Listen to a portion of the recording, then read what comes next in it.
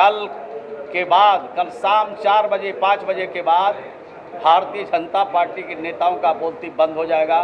वो चिराग अब नहीं है जब रामविलास पासवान जी जीवित थे। अब ये भभकने वाला चिराग है, कभी भी भभक के बुझ सकता है। महागठबंधन दोनों सीटों पर भारी मतों के अंतर से जीतेगा।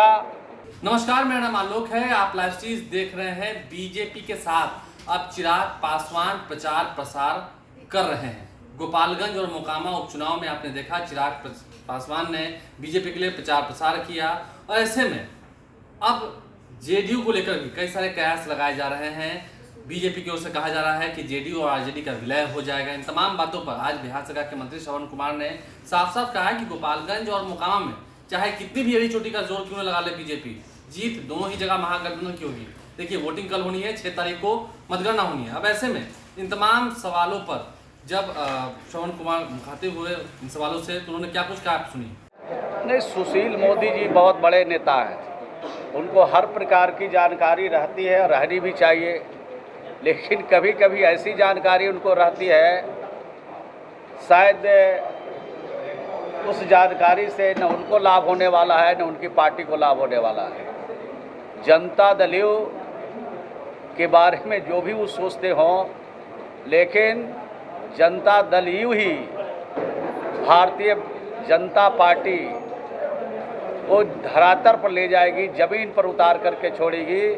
दिल्ली से लेकर जितने राज्यों में भाजपा शासित सरकारें हैं, सभी सरकारों को ज़मीन पर ले जाएंगे, धरातल पर उनको ले जाएंगे और एहसास कराएंगे कि जनता दल की क्या क्षमता थी, जनता दल की नेता नीतीश कुमार में क्या ताकत था।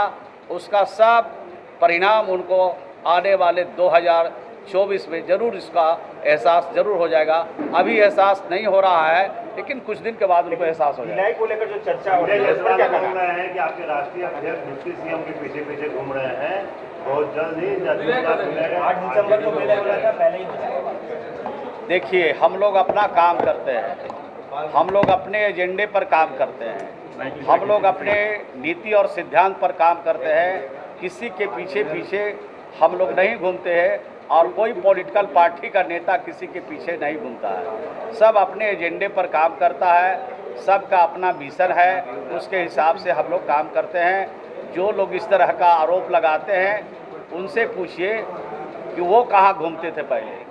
जब वो अगर किसी के पीछे घूमते थे तो दूसरा आदमी भी मैं समझता हूँ कि घूम सकता है।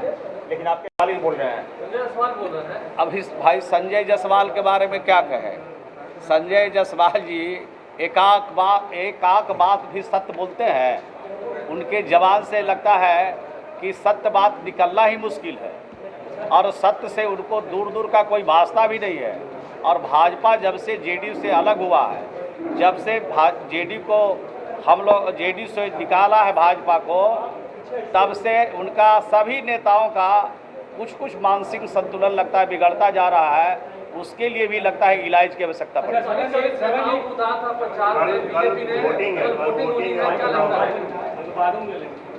महागठबंधन दोनों सीटों पर भारी मतों के अंतर से जीतेगा, और हम लोग भी उन क्षेत्रों का भ्रमण किया है, दौरा किया है, और हमारे सभी छोटे बड़े नेता उन इलाकों के भ्रमण किया है।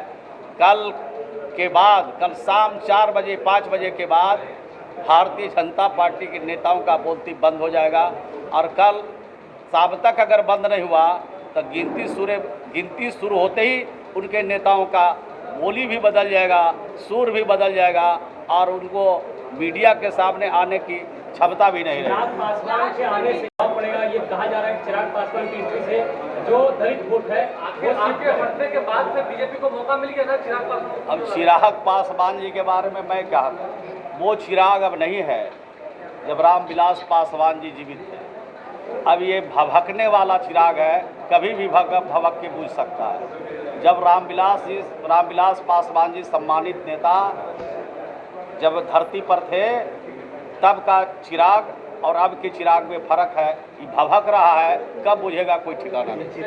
तो चिराग जो है वो काफ़ी ज़्यादा वो भकभका रहा है, बस अब चिराग बुझने ही वाला है। ये भी कह दिया श्रवण कुमार ने, तंज कसा है चिराग पासवान पर, और बीजेपी को भी खूब जमकर खरी खोटी सुनाई है। क्या कुछ कहा है हमने आपको सुनाया है। आप लाइव स्ट्रीम से बने रहें, हमारे चैनल को सब्सक्राइब कर लें, साथ साथ फेसबुक पेज भी लाइक करें। धन्यवाद।